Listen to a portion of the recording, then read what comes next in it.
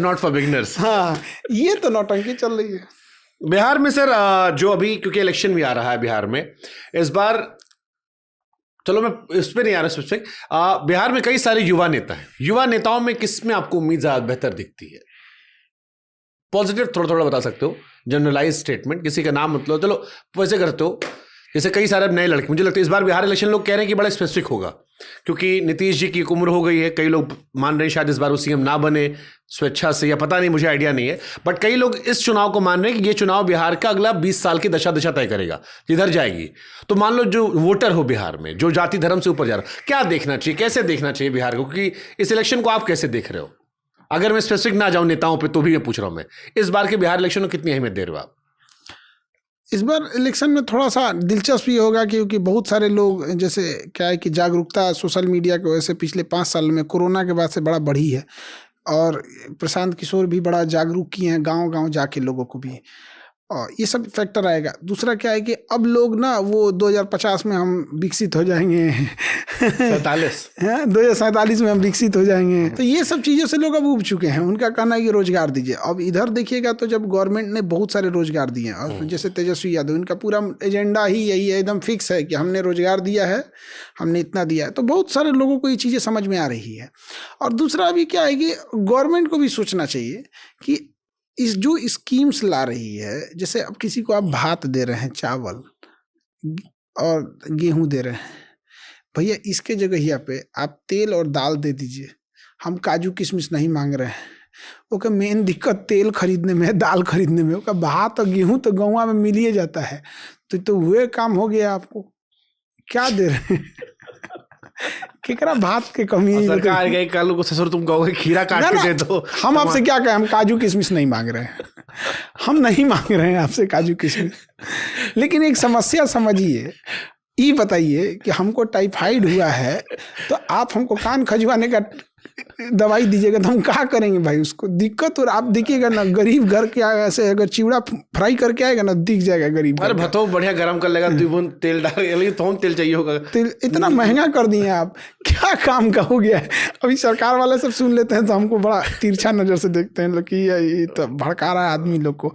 हम यही कहते हैं, अपन भात रखो, अपन गेहूँ रखो, भैया तुम उसको 2 किलो सरसों तेल दे दो, 2-4 लीटर दाल, 2 किलो दाल दे दो। लेकिन कब तक देश भी चलता रहेगा? जैसे आज मैं देखा 81 करोड़ लोगों को इस देश में फ्री में खाना मिल रहा है, जो उसको आप भोजन कहते हो। अब 140 करोड़ की आबादी में अगर 81 करोड़ आदमी मुफ्त भोजन वाले हैं, कहाँ जाएगा सर देश हमारा?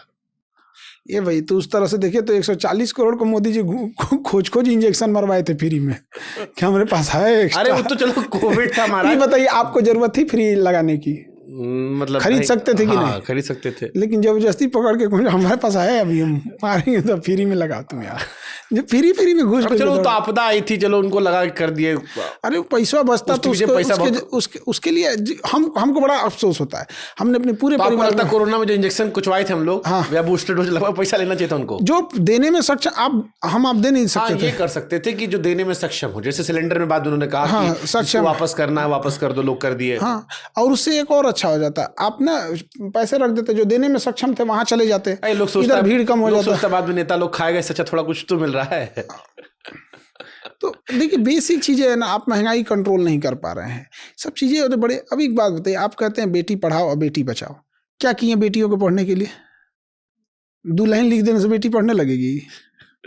तो इससे बोलने से क्या किए? एक लेडी गर्ल्स यूनिवर्सिटी खोले हैं, गर्ल्स का जीएसटी हटा दीजिए एजुकेशन से। निर्मला मैडम को बोलिए, अब इनको बुझाइए नहीं करता है। 18% जीएसटी काहे लगा है आप एजुकेशन पे? मतलब कोई ना पढ़े, शर्म की बात है कि नहीं? मोबाइल खरीदिएगा, इंटरटेनमेंट फिल्म देखने जाइए, 18% जीएसटी। आप पढ़ने आइए, 18% जीएसटी। शर्म आना चाहिए ना। अरे कम से कम 18 की जगह तू 28 कर दे, कम से कम फिल्म वाले दुनिया से तो ऊपर उठाओ, कम से कम इतना तो लाज शर्म होना चाहिए। छोड़िए पुरुषों की, महिलाओं का कर दीजिए, 18% कम आएगा। ताकि बोल देने से थोड़ी चीजें हो जाती है चेंज। 47 में कौन सी के हिसाब से हम डेवलप हो रहे हैं? कह रहे देखिए 12 लाख रुपए हमने टैक्स पे कम कर दिया, ये अच्छा डिसीजन था, बिल्कुल। तो जो अच्छा चीज है वो उसमें कोई कमी नहीं है। इस 12 लाख की लेकिन वजह ये वाला पॉइंट आपका सही है कि भाई हमारे एजुकेशन पर अगर हम एंटरटेनमेंट पर लग्जरी चीज़ों में हम पैसा खर्चा करते हैं वहाँ वैट लो ठीक है, बट बेसिक नेसेसिटी पे तो आप छूट दे सकते हो। हम जब ये हल्ला किए तो फिर पता चला गवर्नमेंट ने किताब पर जीएसटी नहीं था ओकरो पे लगा दिया। तो अब हम तनी दबे अंदाज में कहते हैं कि फिर कोनो चीज पे मत लगा दे। लोग सुनबे नहीं करती हैं इनको। वित्त मंत्री को बोलेंगे तो कहेंगे कि मैं तो पढ़ाई छोड़ दी। उनका तो अलग स्टेटमेंट आता है। पढ़ी है वहाँ फीस बहुत कम होती है, वहाँ बहुत कम फीस होती है, तो उसके बाद भी पैसा लग रहा है। बहुत अजीब लगता है। तो लड़कियों को बोल देंगे कि पढ़ाई करो, कहाँ से करेगी वो। अच्छा, इस देश में जेएनयू जैसी और यूनिवर्सिटी होनी चाहिए कि जहाँ पे बेसिक मिनिमम पैसा देकर एक जेएनयू है तो सरकार को तो इतना खटक रहा है, आप वैसा 5-6 गो और बनवाइए, फिर वो तो सीधे सरकार की दुखते नस को पकड़ लेते हैं ना। नहीं, वो तो दुख रहा होगा, वो तो वहां पर हमें चाहिए आज़ादी से दुख रहा होगा। हाँ। हमको नहीं लग रहा पैसा दुख रहा होगा, लेकिन इस देश में भी लोग दुखता है, इतना कम में काहे पढ़ रहे हैं। हम भी सोचते थे जेएनयू से सस्ता एम्स है। बाहर एमबीबीएस करेंगे तो 1-1.5 करोड़ लगेगा, अंदर 5,000। भाई इतना भी बिना डोनेशन के। अगर हाँ, तो एम्स बेसिकली एम्स डोनेशन के लिए नहीं है। वो 1-8% सीट जो रहती है डोनेशन वाली, वो अलग चीज है वहाँ पे। लेकिन जो एम्स में निकाल के जाते हैं वो लोग।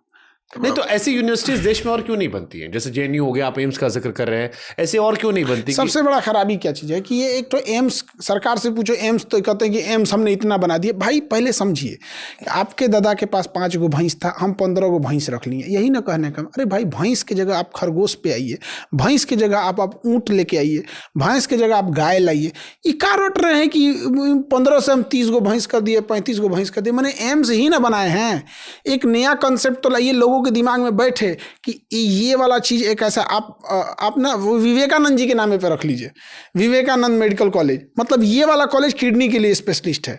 ये इस टाइप का कुछ तो नया कंसेप्ट बनाइए। उसी चीज की संख्या क्या कर रहे हैं, बढ़ा रहे हैं। आईआईटी को, उसी की संख्या आईआईटी को बढ़ा रहे हैं।